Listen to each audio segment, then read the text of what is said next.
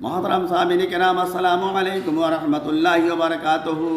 اللہ تبارک و تعالیٰ قرآن پاک کے اندر ارشاد فرماتا ہے، یا ایھا الذین آمنوا کتب علیکم الصیام کما کتب علی الذین من قبلکم لعلکم تتقون۔ اے ایمان والو، تم پر روزے فرض کیے گئے جیسے اگلوں پر فرض ہوئے تھے تاکہ تمہیں پرہیزگاری ملے۔ اسلام میں اکثر اعمال کے پیچھے کسی نہ کسی بندے کی یاد موجود ہے، جیسے عرفات کے میدان میں حج کا فریضہ، حضرت آدم علیہ الصلوۃ والتسلیم کی یادگار ہے، قربانی کا نیک عمل، حضرت ابراہیم خلیل اللہ، حضرت اسماعیل ذبیح اللہ کی سنت ہے،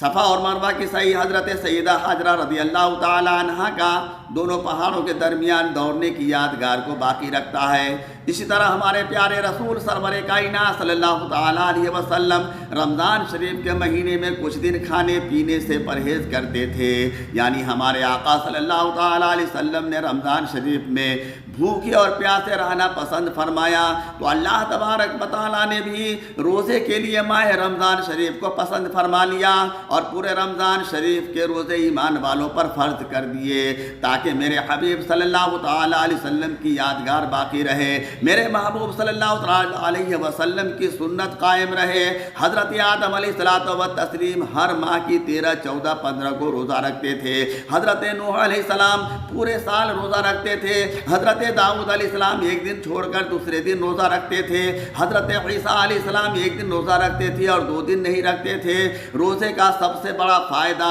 روزہ رکھنے کے سبب روزہ دار متقی و پرہیزگار بن جاتا ہے، اس لیے اللہ تبارک و تعالیٰ ارشاد فرماتا ہے لعلکم تتقون، تاکہ اے ایمان والو تم پرہیزگار بن جاؤ۔ بچوں کو روزہ رکھنے کا حکم دو، بچوں کو جلد سے جلد روزہ رکھنے کا حکم دو، یعنی عادت ڈالو تاکہ جب بچہ بالغ ہو جائے تو اسے روزہ رکھنے میں دشواری نہ ہو۔ اس لیے فقہاء کرام فرماتے ہیں کہ بچہ کی عمر جب 10 سال کی ہو جائے،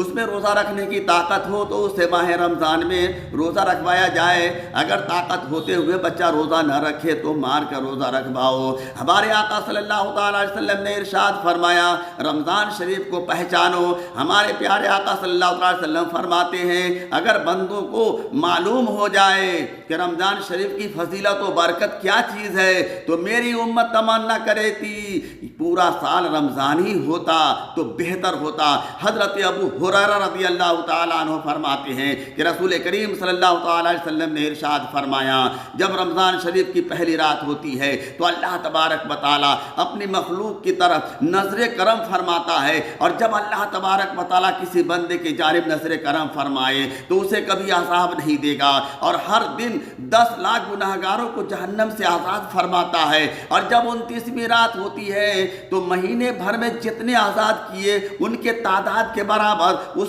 رات میں آزاد کرتا ہے۔ پھر جب عید الفطر کی رات آتی ہے تو فرشتے عید مناتے ہیں، یعنی خوشی کا اہتمام کرتے ہیں۔ اللہ تبارک و تعالیٰ اپنے نور کی خاص تجلی فرماتا ہے اور فرشتوں سے اللہ تعالیٰ فرماتا ہے کہ اے گروہ ملائکہ، اے فرشتوں کی جماعت، ان مزدوروں کو کیا بدلہ دیا جائے جس نے کام پورا کر لیا ہے؟ تو فرشتے عرض کرتے ہیں پروردگار، اے مالک و مولا، اس بندے کو پورا اجر دیا جائے۔ اللہ تبارک و تعالیٰ ارشاد فرماتا ہے کہ اے فرشتوں، تم سب کو گواہ بناتا ہوں، میں نے ان سب کو بخش دیا۔ ہمارے آقا سرور کائنات صلی اللہ تعالی علیہ وسلم کے بارگاہ میں ایک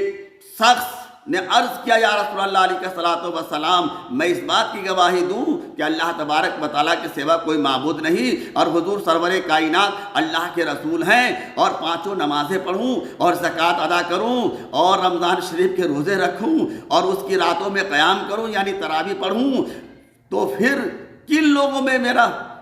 حشر ہوگا؟ تو عقائد عالم تاجدار عرب و عجم نے ارشاد فرمایا تم صدیقین اور شہیدوں کی جماعت میں ہو جاؤ گے۔ حضرت سلمان فارسی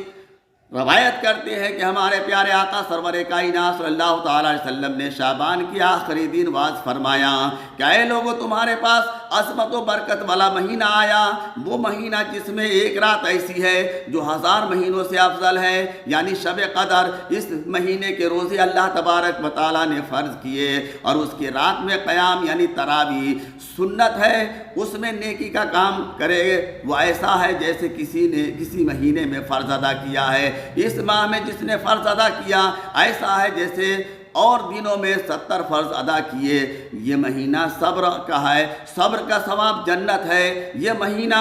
غمخواری اور بھلائی کا ہے۔ اس مہینے میں مومن کا رزق بڑھا دیا جاتا ہے۔ اس ماہ میں روزہ دار کو افطار کرائے اس کے گناہ بخش دیے جاتے ہیں، اس کے گردن آگ سے آزاد کر دی جاتی ہے، یعنی دوزخ سے آزاد کر دیا جاتا ہے، اور وہ افطار کرانے والے کو ویسا ہی ثواب ملے گا جیسا روزہ رکھنے والے کو ملے گا، بغیر اس کے کہ اس کے ثواب میں کچھ کمی نہیں ہوگا۔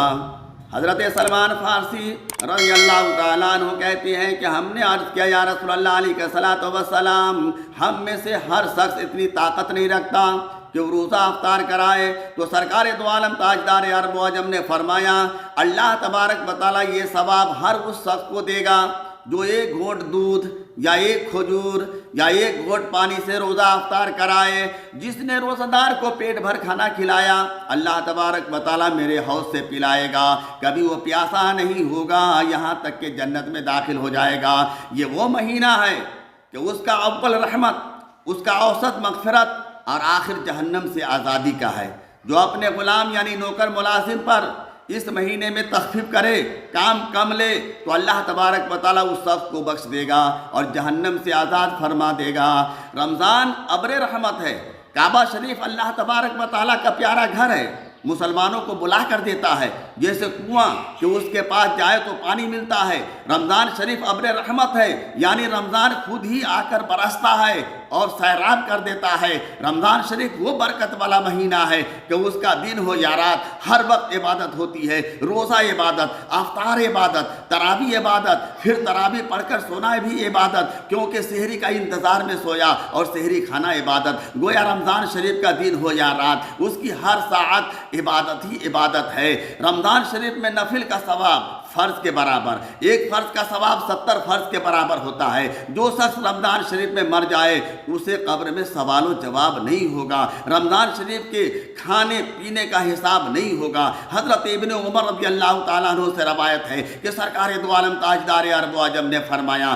جنت ابتدائی سال سے آئندہ سال تک رمضان شریف کے لیے سجائی جاتی ہے۔ جب رمضان شریف کا پہلا دن آتا ہے تو جنت کے پتوں سے عرش کے نیچے ایک ہوا حورین پر چلتی ہے اور وہ کہتی ہے کہ اے پروردگار تو اپنے بندوں میں سے ہمارے لیے ان کو شوہر بنا جن سے ہماری آنکھیں ٹھنڈی ہو اور ان کی آنکھیں ہم سے ٹھنڈی ہو۔ حضرت ابو ہریرہ رضی اللہ تعالیٰ عنہ فرماتے ہیں کہ ہمارے آقا سرور کائنات صلی اللہ تعالیٰ علیہ وسلم نے فرمایا جب رمضان آتا ہے تو آسمان کے دروازے کھول دیے جاتے ہیں۔ ایک روایت میں آتا ہے کہ جنت کے دروازے کھول دیے جاتے ہیں، ایک روایت میں ہے کہ رحمت کے دروازے کھول دیے جاتے ہیں اور جہنم کے دروازے بند کر دیے جاتے ہیں اور شیاطین جنجیروں میں باندھ دیے جاتے ہیں۔ ہمارے آقا و مولا جناب محمد رسول اللہ صلی اللہ تعالی وسلم فرماتے ہیں جب رمضان کی پہلی رات ہوتی ہے تو شیاطین اور سرکش جن قید کر دیے جاتے ہیں، جہنم کے دروازے بند کر دیے جاتے ہیں، جنت کے دروازے کھول دیے جاتے ہیں اور ان میں سے کوئی دروازہ بند نہیں کیا جاتا اور منادی پکارتا ہے کہ اے خیر یعنی بھلائی کے چاہنے والے متوجہ ہو جا، اے شرارت کے چاہنے طلبگار باز آ جا، اور کچھ لوگ جہنم سے آزاد کیے جاتے ہیں اور یہ ہر رات رمضان شریف میں ہوتا ہے۔ حضرت عبداللہ ابن عباس رضی اللہ تعالیٰ عنہ فرماتے ہیں کہ جب رمضان شریف کا مہینہ آتا ہے تو حضور اکرم تاجدار عرب و عجم صلی اللہ تعالیٰ علیہ وسلم تمام قیدیوں کو آزاد فرما دیتے، ہر سائل مانگنے والے کو عطا فرماتے۔